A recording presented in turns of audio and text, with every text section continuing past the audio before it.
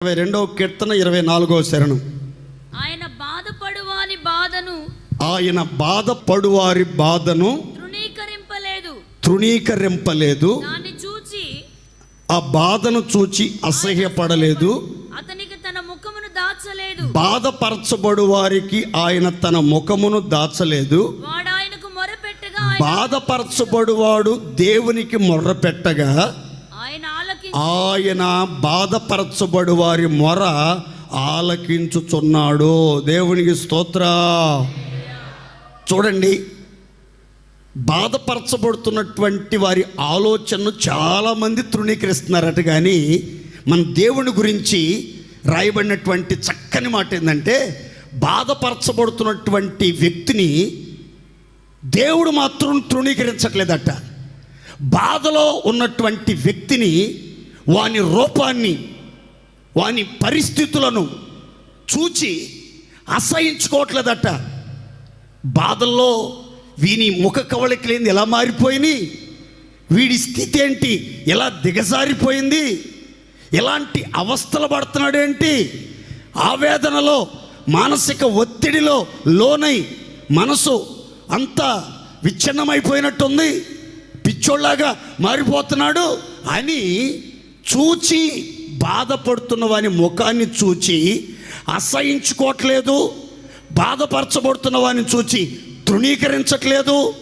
బాధలో ఉన్నటువంటి వానికి ముఖమును మరుగు చేయట్లేదు, ముఖమును దాటవేయట్లేదు, తప్పించుకుని పోవట్లేదు. అమ్మో, వాడు ముఖం నేను చూడలేని, చాలా బాధల్లో ఉన్నాడు, వాడు చాలా అసహ్యంగా ఉన్నాడు, చాలా దుర్భరమైన పరిస్థితుల్లో ఉన్నాడు, చాలా కష్టమైన పరిస్థితుల్లో ఉన్నాడు, వాడికి నా ముఖాన్ని చూపించలేను అని ముఖాన్ని మరుగు చేయట్లేదు, ముఖాన్ని దాచట్లేదు. బాధలో ఉన్నవాడిని చూచి అసహించుకోవట్లేదు, బాధపరచబడుతున్న వాడిని చూచి తృణీకరించట్లేదు.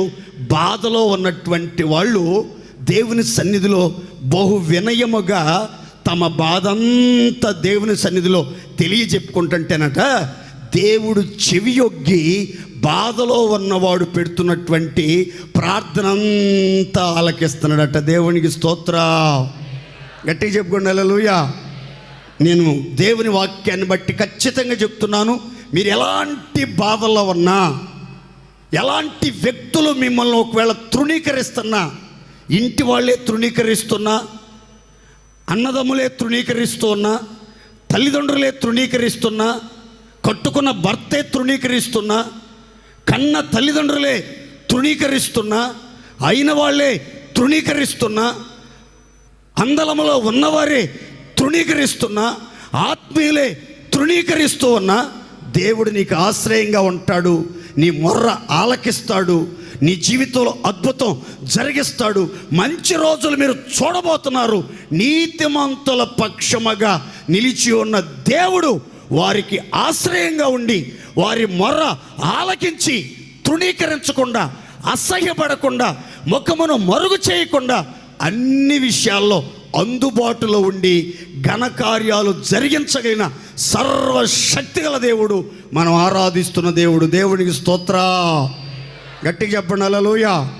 ఒకవేళ మీరు తృణీకారానికి లోనయ్యారా, అందరూ మిమ్మల్ని గోంగూరలో పురుగును తీసినట్లుగా తీసేస్తున్నారా, మిమ్మల్ని చూసి అసహించుకుంటున్నారా, పెదాలు విరుస్తున్నారా, తలలు ఎగరేస్తున్నారా, విచిత్రంగా అహంకారపు చూపులు చూస్తున్నారా, లెక్కలేనితనంగా మాట్లాడుతున్నారా, అందరి చేత చిన్న చూపు చూడబడుతున్నారా, ఏం కంగారు పడబాకండి.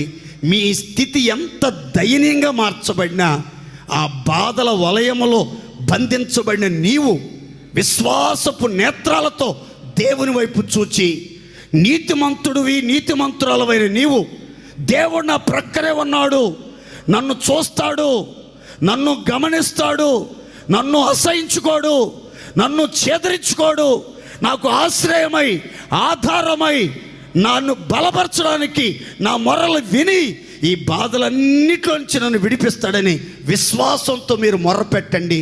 ఖచ్చితంగా ఈరోజు నువ్వు ఎంతటి బాధలో ఉన్నా ఆ బాధ అంతట్లో నుంచి నీకు ఒక విడుదల కలుగునుగాక.